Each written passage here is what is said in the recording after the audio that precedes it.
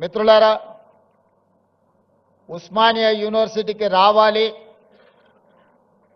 Arts కళాశాల ముందు నిలబడి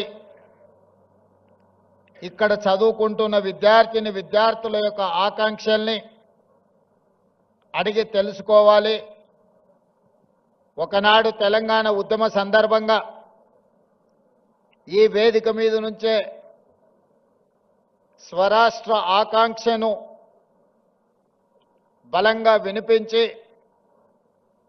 4 కోట్ల తెలంగాణ ప్రజల యొక్క ఆకాంక్షను ఈనాడు సాధించిన తెలంగాణ రాష్ట్రంలో సమస్యలు పరిష్కారం అయినవా లేదా, ఒకనాటి తెలంగాణ చరిత్రను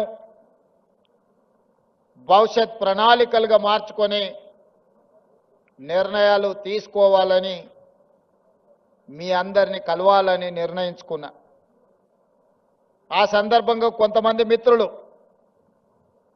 కలిసి సూచన చేసినప్పుడు ముఖ్యమంత్రి గారు చాలా ధైర్యం చేస్తున్నారు, ఉస్మానియా యూనివర్సిటీలో ప్రజాప్రతినిధులను,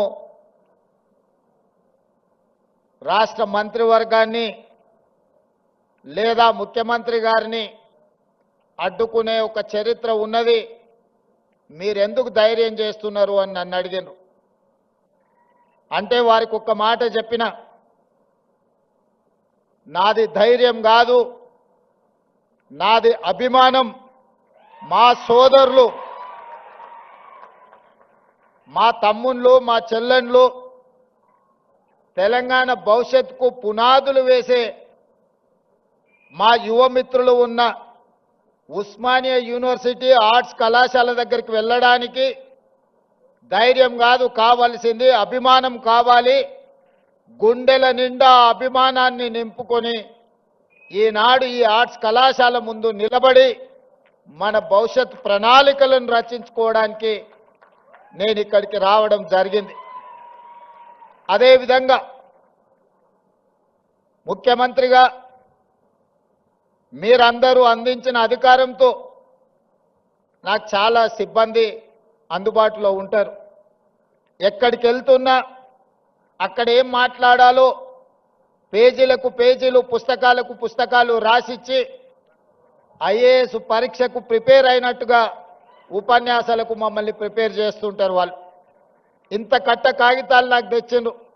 ఉస్మానియా యూనివర్సిటీకి వెళ్తున్నారు కదా, ఇవన్నీ మీరు చదువుకోండి అని.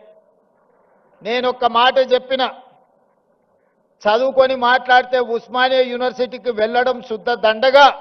నా మనసులో ఏముందో,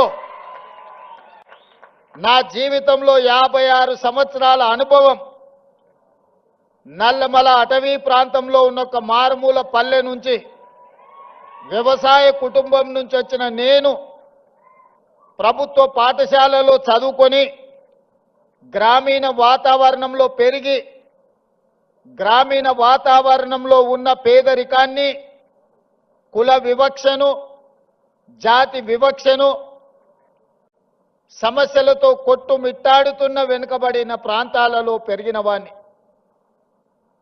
నాకు కొత్తగా మీరు రాసిచ్చి, నాకు చదువుపిచ్చి, చదువు నేర్పించి మా తమ్ముళ్ళ, మా చెల్లెళ్ళ ముందల మాట్లాడించడానికి ప్రయత్నం చెయ్యకండి.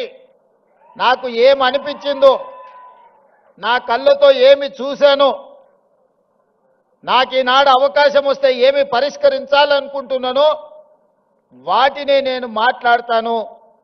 వాటి నుంచి విద్యార్థుల సూచనలు తీసుకొని తెలంగాణ మేధావుల యొక్క అనుభవాలను రంగరించి ఈ విశ్వవిద్యాలయాన్ని అంతర్జాతీయ ప్రమాణాలతో తీర్చిదిద్దాలని ఈనాడు ఒక మంచి సంకల్పంతోని, ఆలోచనతోని నేను ఇక్కడికి రావడం జరిగింది. మిత్రులారా, మీకు వార్తలు రాయడం, విశ్లేషణ చేయడం వచ్చా? అన్యాయాన్ని ప్రశ్నించడం తెలుసా?